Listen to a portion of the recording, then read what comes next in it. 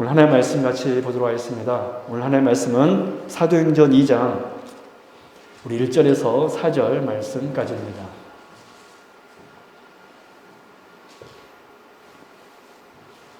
사도행전 2장 우리 1절에서 4절 말씀까지 같이 합독하도록 하겠습니다. 사도행전 2장 우리 1절에서 4절 말씀 같이 합독합니다. 시작. 오순절 날이 이미 이르매 그들이 다 같이 한 곳에 모였더니 호련히 하늘로부터 급하고 강한 바람 같은 소리가 있어 그들이 앉은 온 집에 가득하며 마치 불의 혀처럼 갈라지는 것들이 그들에게 보여 각 사람 위에 하나씩 임하여 있더니 그들이 다 성령의 충만함을 받고 성령이 말하게 하심을 따라 다른 언어들로 말하기를 시작하니라. 아멘. 우리 사랑하는 성도 여러분, 오늘 오신 여러분들을 진심으로 환영하고 축복합니다. 여러분, 오늘날은 참으로 성령님에 관하여 혼란의 시대라 아니할 수 없는 때입니다. 성령 하나님에 대한 바르고 건전한 이해보다는 각종 신비적인 요소가 범람하고, 그리고 성령을 성부 성자 하나님처럼 경배 받으시기 합당하신 하나님으로 보기보다는 자신의 병을 치유하는 도구로, 또 자신의 능력을 보여주는 도구로, 또 마음의 우울을 치료해주는 도구로 생각하는 사람들이 많고, 요즘에는 잘 모르겠는데 요즘에는 이제 코로나로 인하여서 집회가 쉽지 않은 시대니까 그러겠지만, 참 과거에는 성령 집회다 이렇게 기도원 등지에서 성령 집회 등으로 인해 말씀이 밝히 알려주는 성령님에 대한 이해가 아닌 그 집회 안에서 되어지는 어떤 현상들로 인하여서 성령 하나님이 규정되는 경우들을 제가 많이 보았습니다. 여러분에서 우리는 이러한 상황일수록 우리가 성부 하나님도 알아야 되고 성자 예수님도 알아야 되지만 성령 하나님도 알아야 될 줄도 믿습니다. 할렐루야. 그래서 참되신 성령 하나님에 대한 바른 고백을 우리는 가져야 한다는 것입니다. 우리 하나님 믿는 사람으로서 성부 하나님에 대한 고백뿐만 아니라 또 성자 예수님에 대한 고백뿐만 아니라 성령 하나님에 대한 고백 또한 바른 고백이 있어야 한다는 것이죠. 그래서 사도신경 보면 성부 하나님의 고백, 성자 예수님의 고백, 성령 하나님의 고백이 나옵니다.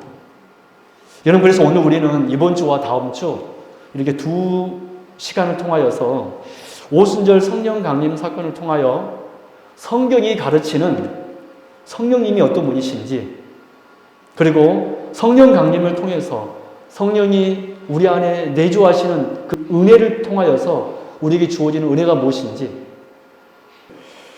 같이 나누고자 합니다. 주님께서 오늘 설교에 하나님께서 복을 주시기를 원합니다. 먼저 첫 번째, 성령 하나님은 어떤 분이실까요? 성령 하나님은 어떤 분이실까요? 여러분, 성령 하나님은 말씀의 영이십니다.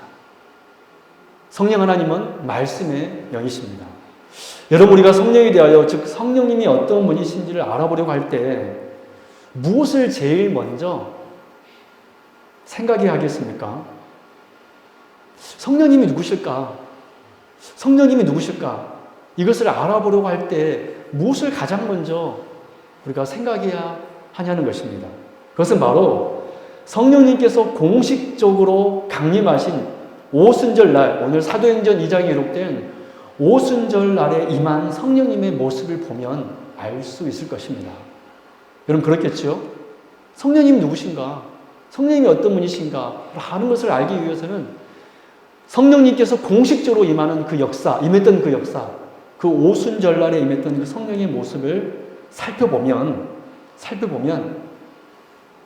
성령 하나님이 어떤 분이신지를 우리가 알 수가 있다는 것입니다.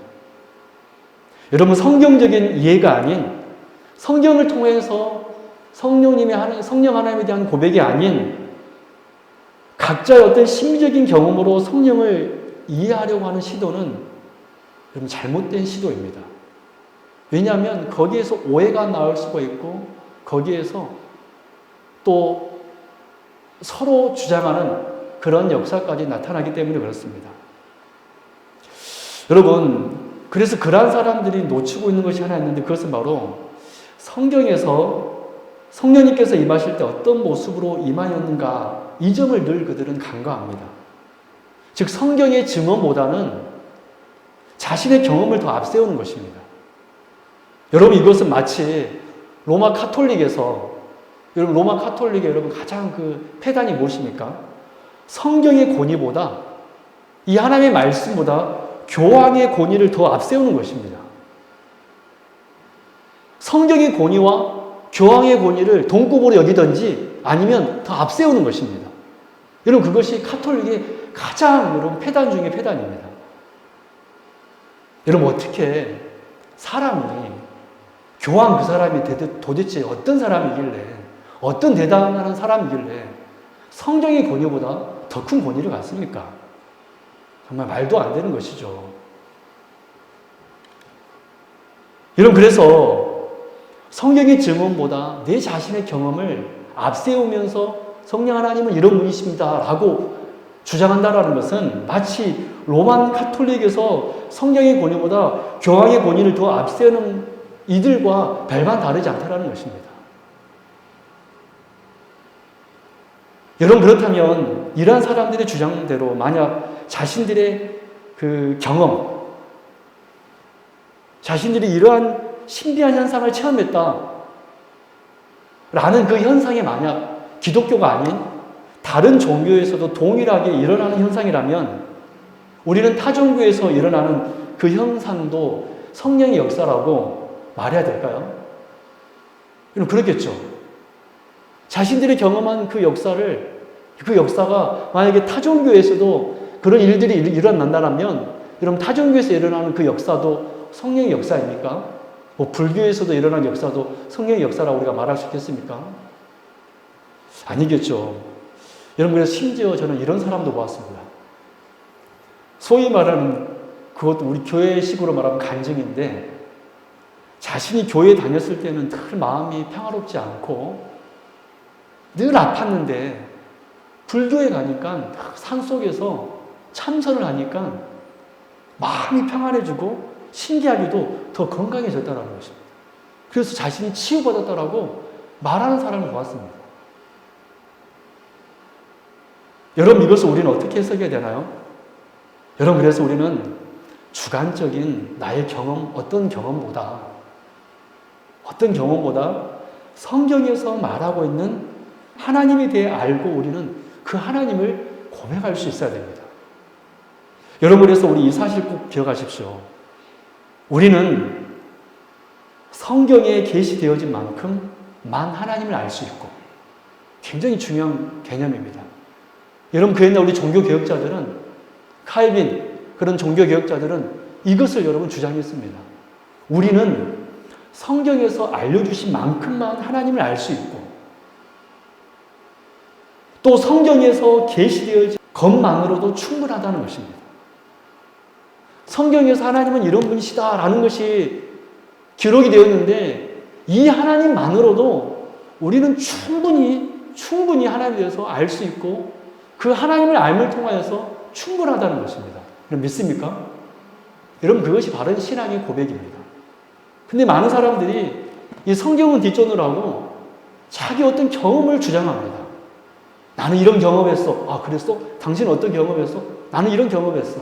야, 신비하다. 야, 신기하다. 여러분, 사단의 전략이 뭔지 아세요?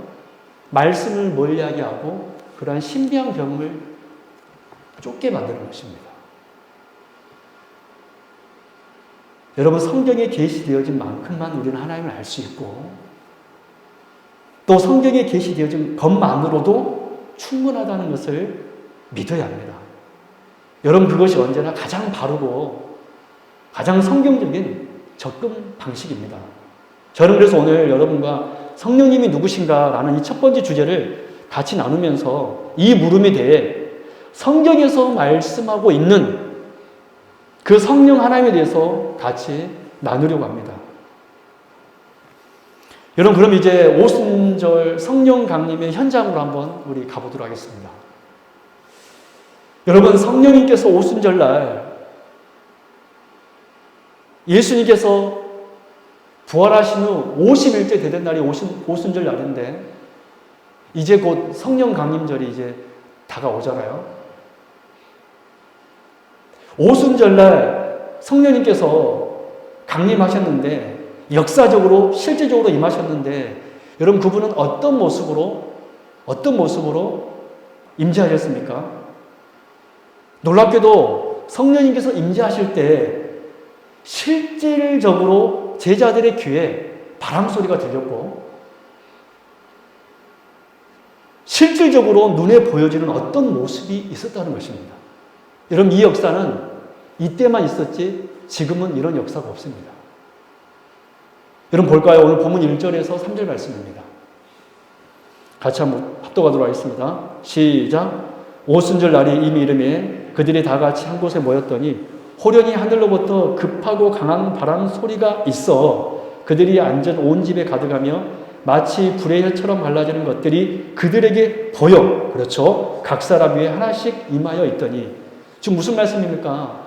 그 마가다락방에서 기도했던 약 120명의 성도들이 서로 머리 위에 불의 혀 같은 성령의 임함을 그들이 각자가 보았던 것입니다. 제가 우리 장로님 볼 때 장로님 머리 위에 성령이 불의 혀처럼 임하는 역사가 보인 거예요. 나는 볼 수 없잖아요. 근데 상대방이 보니까 그 성령의 임함이 눈으로 보여줬다는 것입니다. 마치 구름기둥과 불기둥이 눈으로 보여줬던 것처럼.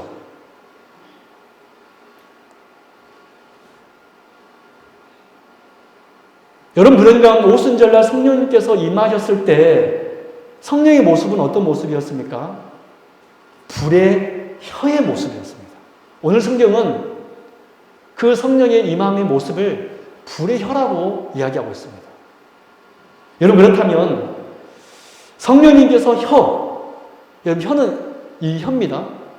이 혀의 모습으로 임했다는 것이 무슨 뜻일까요? 왜 오순절날 성령 하나님은 혀의 모습으로 임하였을까요? 분명한 이유가 있을 것입니다. 그 많은 형상 중에 왜 하필 혀의 모습으로 성령님께서 임하셨냐는 것입니다. 분명한 이유가 있을 것입니다. 여러분 성경 전체에서 볼 때 혀라는 것은 곧 말이라는 뜻입니다. 혀라는 것은 곧 뭐예요? 말이죠. 그래서 야고보서의 말씀 보면 다 너희들 혀를 조심해라. 즉 그 말이 무슨 말씀이죠? 말을 조심하라는 거 아닙니까? 혀에 재갈을 물려라. 함부로 말하지 말라는 것 아니에요. 그래서 성경 전체에서 볼 때 이 혀는 뭐냐면 곧 말입니다. 그러면 생각해 봅시다. 성령 하나님께서 오순절날 불의 혀의 모양으로 임했다는 것은 무슨 말씀입니까? 우리 성령 하나님께서 곧 말씀의 영으로 이 세상에 오셨다는 사실입니다. 우리 성령 하나님은 말씀의 영으로 그리스도의 영이신 성령 하나님은 말씀의 영으로 이 땅에 임하셨다는 사실입니다. 여러분 이것이 바로 요즘 말로 하면 팩트입니다. 사람들이 자기가 신비한 경험을 했다고 하는 것은 이런 팩트 체크가 안 된 것입니다. 그것은 진짜 팩트는 뭐냐면 성경에 기록된 것이 이 역사가 바로 진짜 팩트입니다. 따라서 우리는 성령님에 대해 말할 때 제일 먼저 이 사실을 기억해야 됩니다. 오순절날 성령 하나님은 혀의 모습으로 임하셨다. 즉 성령님께서는 말씀의 영이시다. 라는 사실입니다. 이 사실을 여러분 오늘 사도행전 2장뿐만 아니라 구약 성경에서도 기록되어 있고 또 신약 성경에서도 성령 하나님께서 말씀의 영이시라는 것이 기록이 되어 있습니다. 먼저 여러분 구약 성경을 한번 볼까요? 우리 민수기 11장 25절 말씀을 같이 한번 보도록 하겠습니다.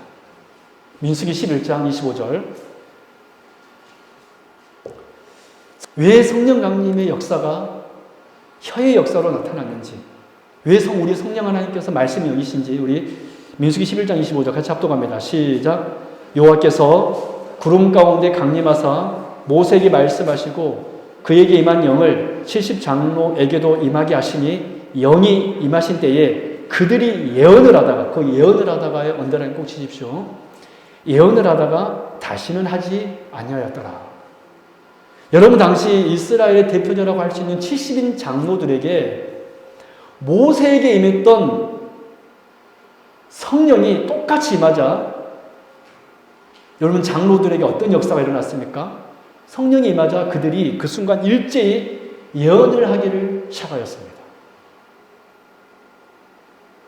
이 역사가 오늘 본문 4절에서는 이렇게 기록하고 있습니다. 그들이 다 성령 충만을 받고 성령이 말하게 하심을 따라 다른 언어들로 말하기를 시작하니라. 그렇죠. 오늘 본문 4절에 있는 말씀처럼 민수기 11장 25절 말씀 보니까 성령이 임하자 어떤 역사가 있었냐면 예언하기를 시작하였습니다. 말하기를 시작했다라는 것입니다. 오늘 보면 6절, 7절 말씀을 보십시오. 이 소리가 나며 큰 무리가 모여 각각 자기의 방언으로, 외국어입니다. 자기의 방언으로 제자들이 말하는 것을 듣고 소동하며 다 놀라 신기하게 여겨 이르되 보라, 이 말한 사람들이 다 갈릴리 사람이 아니냐. 무슨 말씀이냐면 이 무식한 갈릴리 사람들이 어떻게 우리나라의 말을 배우지도 않았는데 어떻게 하냐는 것입니다.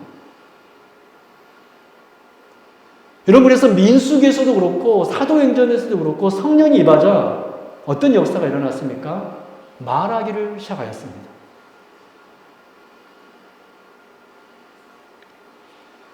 여러분, 민수기 11장에서 알 수 있는 것은 성령이 임하신 곧 무엇과 연관된 역사입니까? 말과 연관된 역사입니다. 왜요? 성령 하나님은 말씀의 영이시기 때문에. 우리는 이 사실을 요한복음을 통하여서도 확인할 수 있습니다. 예수님께서 성령님에 대해 친히 알려주신 우리 요한복음 14장 말씀을 한번 보도록 하겠습니다. 굉장히 중요한 말씀이거든요. 우리 주님께서 성령님에 대해서 가르쳐 주셨는데 요한복음 14장과 16장을 통하여서 우리 성령 하나님이 오실 보혜사 성령 하나님이 어떤 분이신지를 우리 주님께서 미리 말씀해 주셨습니다. 여러분, 요한복음 14장 18절 말씀을 볼까요? 제가 읽어드릴게요. 내가 너희를 고아와 같이 버려두지 아니하고 너희에게 오리라. 예수님께서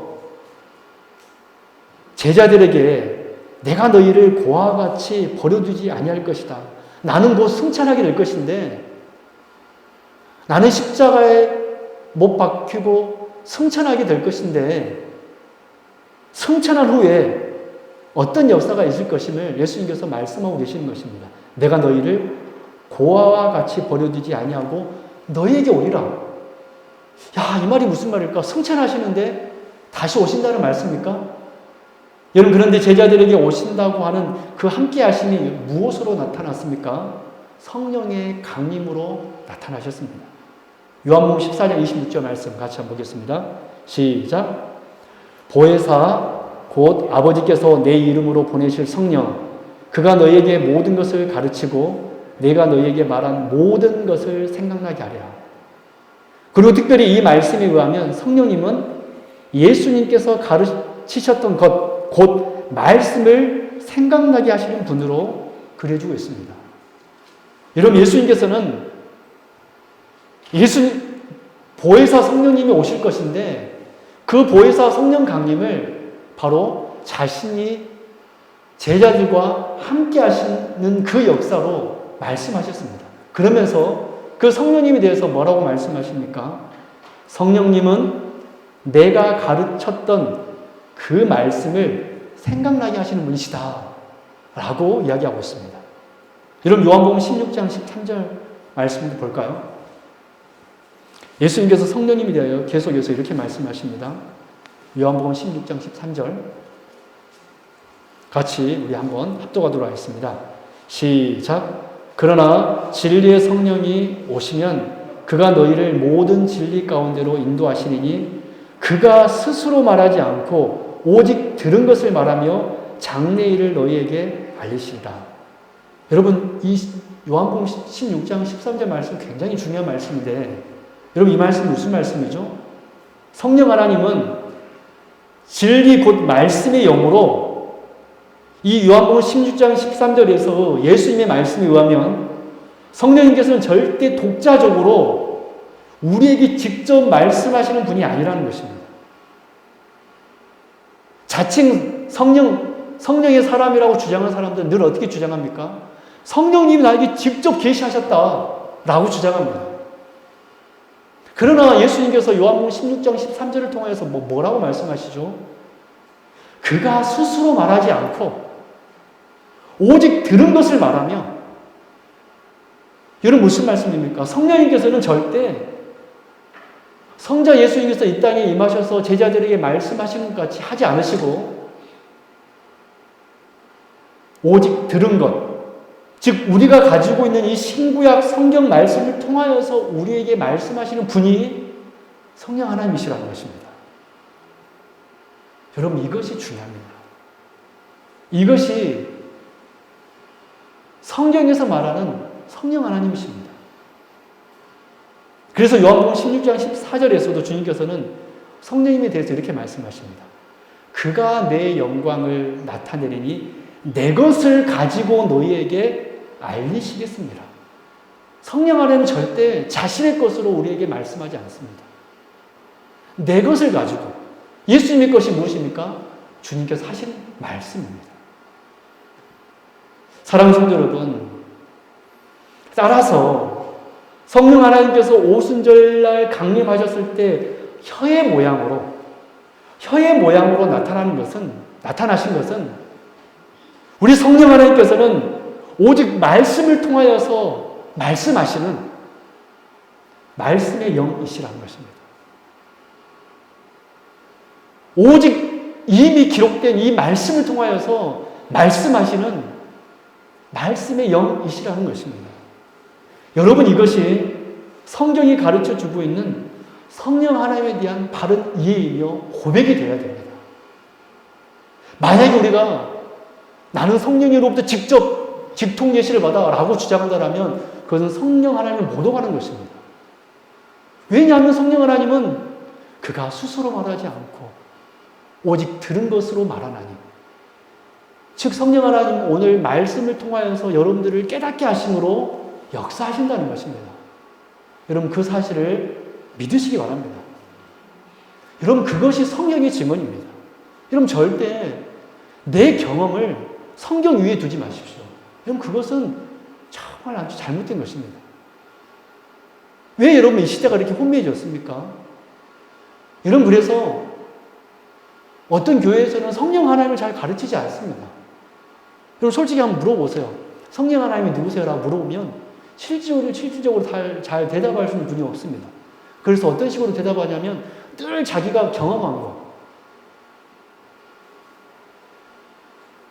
그 경험이 팩트체크도 안 되는 경험인데, 팩트체크도 안 되는 경험인데 마치 그것이 진리이냐 하나님의 역사이냐 주장하면서 그것만을 붙들며 살아갑니다. 여러분, 우리 하나님은 기록된 말씀을 가지고 우리에게 말씀하시는 분이신 줄로 믿습니다. 여러분, 그래서 오늘 본문을 통하여서 우리는 성령 하나님이 곧 말씀의 영이심을 알 수 있습니다. 우리 안에 내주하시는 성령님은 어떤 분이십니까? 지금 이 시간도 하나님의 말씀을 통하여서 우리에게 말씀하시는 분이십니다. 주님은 그리스도의 영, 말씀의 영이십니다. 이제 두 번째 주제로, 여러분, 성령님께서 우리 안에 내주하실 때 우리에게 주어지는 은혜가 무엇일까요? 그 말씀의 영이신 우리 성령님께서 우리 안에 내주하실 때 우리에게 실질적으로 주어진 은혜가 무엇일까? 우리는 이 사실을 불의 혀, 불이라는 단어를 통하여서 알 수 있습니다. 성령님께서는 혀의 모습으로 오셨는데 단순한 혀가 아닌 불의 혀로 오셨습니다. 불의 혀. 여러분, 성경이 불에 관하여 말씀하고 있는 성격을 세 가지로 요약할 수 있는데, 첫째는 성경에서 불은 무엇이었냐면 하나님의 임재를 나타내는 도구가 불이었습니다. 하나님의 현현, 신학적으로 말하면 하나님의 현현입니다. 나타나심. 하나님의 나타나심, 하나님의 임재를 나타내는 단어가 바로 불이었습니다. 그리고 두 번째로 불은 뭐냐면 정결케 하는 도구가 바로 불이었습니다. 그리고 세 번째로 불은 또 무엇이었냐면 심판을 나타내는 도구가 바로 불이었습니다. 그래서 성경에서는 대표적으로 불은 하나님의 임재를 상징하는 도구였고, 불은 정결케 하는 도구였고, 불은 심판을 나타내는 도구가 바로 불이었습니다. 여러분, 그래서 성령이 우리 안에 내주하실 때 우리에게 주어지는 첫 번째 은혜가 무엇입니까? 그 첫 번째 은혜는 이것입니다. 임마누엘의 은혜가 우리에게 주어집니다. 성령님께서 우리에게 역사하실 때 우리에게 주어지는 첫 번째 은혜는 임마누엘의 은혜입니다.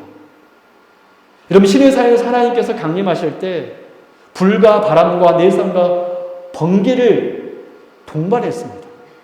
그래서 불은 하나님의 임재를 상징합니다. 여러분, 출애굽기 3장에서도 모세가 소명을 받았을 때 이런 모세가 보았던 현상이 무엇입니까? 가시떨기 나무에 어떤 역사가 있었죠? 불이 임했는데 타지 않았습니다. 그것은 바로 가시떨기와 나무 같은 이스라엘과 함께 하겠다라는 임재하심을 상징하는 거였습니다. 그뿐입니까? 이스라엘 백성들이 출애굽하여 장막을 지었을 때 우리 하나님의 임재가 어떻게 나타났습니까? 불기둥으로 나타났습니다. 그래서 불은 곧 하나님의 임재를 나타내는 방편이었습니다. 왜냐하면 우리 눈으로 보여지는 어떤 것이 필요했기 때문에 하나님께서는 불이라는 도구로 사용하신 거예요. 여러분, 그래서 오순절날 성령님께서 불의 혀로 나타나셨다는 것은, 즉 성령님께서 우리 안에 내주하시면 어떤 은혜가 있냐면, 주님께서 성령을 보내심으로 지금도 여전히 그들과 함께 하고 계시다는 사실을 불의 형상으로 알게 하셨던 것입니다.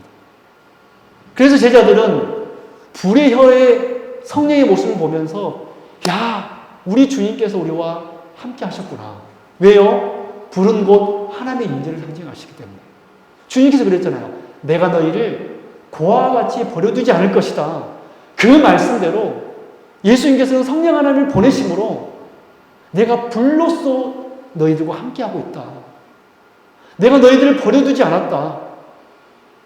라는 것을 성령의 임재를 통하여서 주님께서는 말씀하고 계셨던 것입니다. 성령 강림은 마태복음 28장 20절에서 주님께서 하신 말씀, 내가 세상 끝날까지 너희와 항상 함께 있으리라.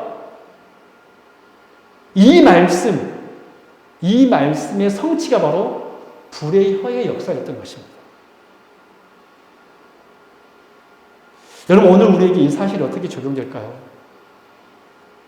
여러분, 지금은 절대 여러분, 제가 단언할 수 있습니다. 백날 기도해 보십시오. 불의 모양이 여기서 떠오른가? 이때는 오순절에게만 특별하게 임했던, 성령이 공식적으로 임했던 이 역사의 현장에서 일어났던 사건입니다. 오늘날 이 역사가 우리에게 어떻게 나타날까요? 우리가 말씀 들을 때 이 역사가 일어납니다. 여러분, 바로 성령의 내주하심을 통해 우리는 하나님인 우리 예수께서 나와 함께하고 계시다는 것을 우리는 확신할 수 있는데, 말씀 들을 때 우리는 그 말씀이 깨달아지고, 말씀 들을 때 그 말씀이 나에게 교훈이 되고, 말씀 들을 때 그 말씀이 나에게 기쁨이 되고, 말씀 들을 때 우리 하나님이 어떤 분이신지를 알게 된다면, 그때 성령님이 우리 안에 내주하고 계시다는 증거이며, 그것이 바로 우리 주 예수 그리스도께서 임마누엘 하신 바로 그 역사의 현장이라는 것입니다.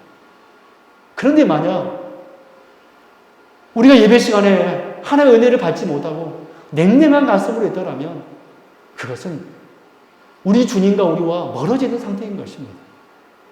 그러나 우리가 말씀 들을 때 그 말씀이 너무 좋고 감사하고 그 말씀을 인하여서 하나님의 구원이 무엇인지를 알아주고 깨달아주고 그것이 나에게 기쁨이 되고 감격이 된다면 그것은 성령님께서 우리 안에 강력하게 내주하고 있는 순간이며 우리 주 예수께서 임마누엘하고 계신 역사의 현장이라는 사실입니다. 여러분, 그래서 성령이 내주하시면 어떤 은혜가 있습니까? 임마누엘, 우리 주님을 보게 되는 것입니다. 두 번째, 성령님께서 우리 안에 내주하시면 어떤 역사가 있습니까? 우리를 정결하게 하십니다. 여러분, 성령에서 부른 두 번째로 정결케 하는 수단이라고 그랬습니다. 민수기 31장 23절입니다. 들어보십시오. 민수기 31장 23절. 불에 견딜 만한 모든 물건은 불을 지나게 하라. 그리하면 깨끗하려니와 다만 정결하게 하는 물로 그것을 깨끗하게 할 것이며 불에 견디지 못할 모든 것은 불에 지나게 할 것이니라. 무슨 말씀입니까? 불이 정결케 하는 수단이라는 것입니다. 여러분, 이사야 선지자가 소명받았을 때 어떤 역사가 있었습니까? 이사야 6장 6절에서 7절 말씀입니다. 그때의 서랍 중에 하나가 부젓가락으로 제단에서 잡은 핀 숯을 손에 가지고 내게로 날아와서 그것을 내 입술에 대며 이르되 보라, 이것이 이 숯불이 너의 입에 닿았으니 너의 악이 제하여졌고 너의 죄가 사하여졌느니라. 여러분, 성경에서 불은 무슨 도구였습니까? 우리의 죄를 정결케 하는 도구였습니다. 여러분, 그래서 불의 혀로 역사하신 성령님께서 우리 안에 내주하실 때 주어지는 두 번째 은혜가 무엇입니까? 정결케 되는 역사가 일어나는 것입니다. 성령이 임하면 어떤 역사가 일어납니까? 회개 역사가 일어나는 것입니다.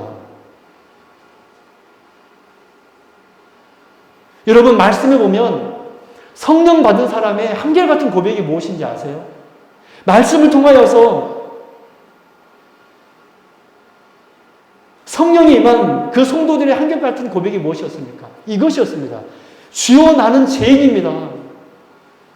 주여, 나는 죄인입니다. 왜요? 성령님께서 우리의 죄를 보여주고 계시기 때문에, 우리의 죄를 정결케 하고 계시기 때문에, 주여, 나는 죄인입니다. 나를 씻으소서.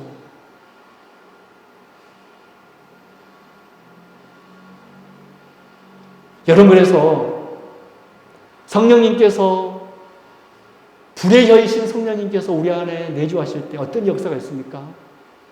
우리의 죄가 정결하게 씻어지는 역사가 있습니다. 저와 여러분 삶 속에 성령 하나님께서 강하게 충만하게 역사하실 것을 믿습니다. 마지막 세 번째로 성령 하나님께서 우리 안에 내주하시는 어떤 역사가 있습니까? 우리가 하나님을 경외하게 됩니다. 여러분, 성경에서 세 번째로 부른 어떤 도구라고 그랬습니까? 심판의 도구였습니다. 여러분, 소돔과 고모라 하나님께서 뭘로 심판하셨죠? 불로써 심판하셨습니다. 나답과 아비후가 하나님께서 명하신 불로 제사를 드리지 않고 다른 불로 드렸을 때 어떤 역사가 있었습니까? 제단불에 나와 그를 불살라 버렸습니다. 그래서 신명기 4장 24절에서 이렇게 선포하고 계십니다. 내 하나님 여호와는 소멸하는 불이시오. 히브리서 12장 29절 우리 하나님은 소멸하는 불이심이라. 여러분, 성경 전체에서 볼 때 우리 하나님께서 강림하실 때 두 가지 역사가 일어납니다. 첫 번째는 축복입니다. 주님께서 오시면 복을 주십니다. 그러나 주의 강림에 또 다른 역사가 있는데 그것은 바로 심판입니다. 우리는 늘 주여 오시옵소서라고 하는데 주님께서 오시면 어떤 역사가 일어나냐면 축복도 있지만 심판도 있다는 것입니다. 여러분, 옛날에 애굽 땅에 주님께서 장자를 멸하실 때 주님께서 내려오시자 그 장자들이 죽게 됩니다. 그뿐이었습니까? 창세기 11장 5절의 말씀 보면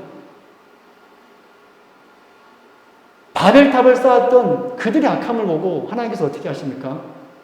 여호와께서 사람들이 건설하는 그 성읍과 탑을 보려고 내려오셨더라. 내려오시자 어떤 역사가 일어났죠? 심판이 일어났습니다. 여러분, 그래서 오순절날 우리 성령 하나님께서 불의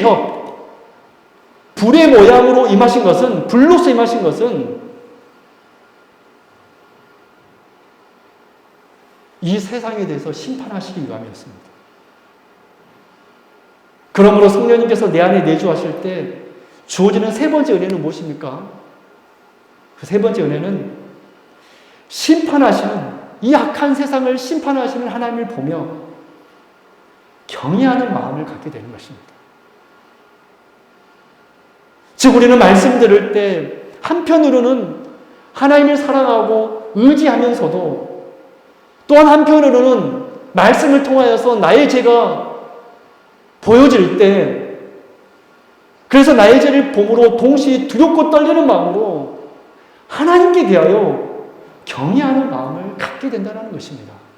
그것이 바로 성령 하나님께서 우리 안에서 내주하시면서 하시는 역사입니다. 여러분, 그래서 성령의 사람들은 어떻게 합니까? 늘 말씀 들을 때 하나님이 함께 하심을 알게 됩니다. 왜요? 우리 성령 하나님께서 불로서 역사하실 때 우리는 하나님의 임재를, 우리 주 예수 그리스도의 임마누엘을 경험할 수 있기 때문에 그렇습니다. 주님께서 나와 함께 하시는구나. 정말 진짜 성령의 사람이라면, 저와 여러분이 정말로 성령의 사람이라면 말씀 들을 때 하나님의 임재를 경험합니다. 우리가 정말 하나님의 성령의 사람이라면 말씀 들을 때 매 순간 나의 죄가 씻어짐을 경험하게 되는 것입니다. 우리는 특별한 집회에만 회개기도 하면 그때 씻어지는 겁니까? 왜 여러분 1년에 한 번만 죄를 씻으려고 그러시죠? 매 순간 매 예배 때마다 여러분 제사가 곧 무엇입니까? 여러분, 제가 2주 전에 그 주보 일면에 기록한 게 뭐라 그랬죠? 제사란 두 가지 기능이 있다. 예배란 두 가지 기능이 있다. 죄를 덮는 것이다. 그리고 죄를 풀어주는 것이다. 우리 예배도 마찬가지입니다. 우리는 이 예배를 통하여서 물론 지금은 구약의 제사와 같이 우리 주 예수께서 완전하게 그 모든 것을 이루셨기 때문에 우리는 양을 하나밖에 드릴 필요 없습니다. 그러나 성령 하나님께서 매 순간 매 예배를 통하여서 역사하시면 우리의 죄가 정결케 되는 것입니다. 여러분, 저와 여러분이 성령의 사람이라면 세 번째 어떤 역사가 있습니까? 하나님을 점점 더 알아갈 때 더 겸손해지고 그 하나님을 경외하게 된다는 사실입니다. 그 하나님을 경외하게 되는 것입니다. 바라기는 오늘 저와 여러분에게 성령이 임하심으로 여러분이 성령의 사람임을 여러분 믿습니다. 우리 장로님이, 권사님이, 우리 집사님들이, 모든 주의 백성들, 우리 학생들이 저는 성령의 사람인 줄로 믿습니다. 이 놀라운 세 가지 은혜가 충만하게 주어지기를 바랍니다. 이런 말씀 맺겠습니다. 주 예수 그리스도의 사랑하는 성도 여러분, 하나님께서 우리를 사랑하시고 보살핀다는 것은 여러분 절대 공허한 어떤 외침이 아닙니다. 이런 실제적으로 일어난 일입니다. 하나님께서는 그의 자녀들을 보존하시고 인도하십니다. 하나님께서는 그 인도하심을 성령님을 이 땅에 보내심으로 역사하여 주셨습니다. 성령님께서는 말씀의 영으로, 즉 말씀으로 우리를 인도하시고 말씀으로 우리를 보존하여 주신다는 것입니다. 그래서 성령님께서 우리에게 역사할 때 우리는 하나님이 나와 함께 하신다, 이 놀라운 고백을 하게 되는 것입니다. 그래서 두렵지 않는 거예요. 그래서 감사할 수 있는 것입니다. 그래서 기뻐할 수 있는 것입니다. 여러분, 그래서 이제 우리는 어떻게 살아가야 할까요? 고아와 같이 버려진 자처럼 그럼 살아가시겠습니까? 나는 너무 슬프다. 나는 너무 외롭다. 여러분, 우리 절대 고아 아닙니다. 할렐루야. 우리 주님께서 말씀하셨잖아요. 고아와 같이 너희를 버려두지 않을 것이다. 내가 성령을 보낼 것이다. 성령을 보냄으로 내가 너와 함께 할 것이다. 말씀을 통하여서 매 순간 매 순간 너에게 역사할 것이다.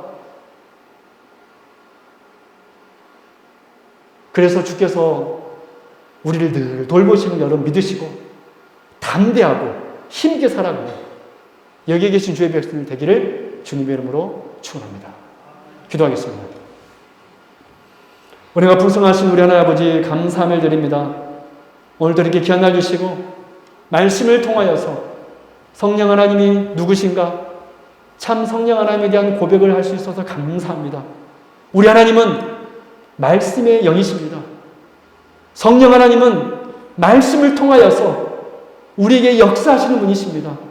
말씀을 통하여서 주의 임재를 보여주며 말씀을 통하여서 우리를 깨끗게 하며 말씀을 통하여서 하나님을 알아갈 때 더욱 하나님을 경외하며 살아갈 수 있는 저희들이 되게 하여 주옵소서. 감사드리며 그러고 하신 우리 주 예수 그리스도 이름으로 간절히 기도드리옵나이다. 아멘.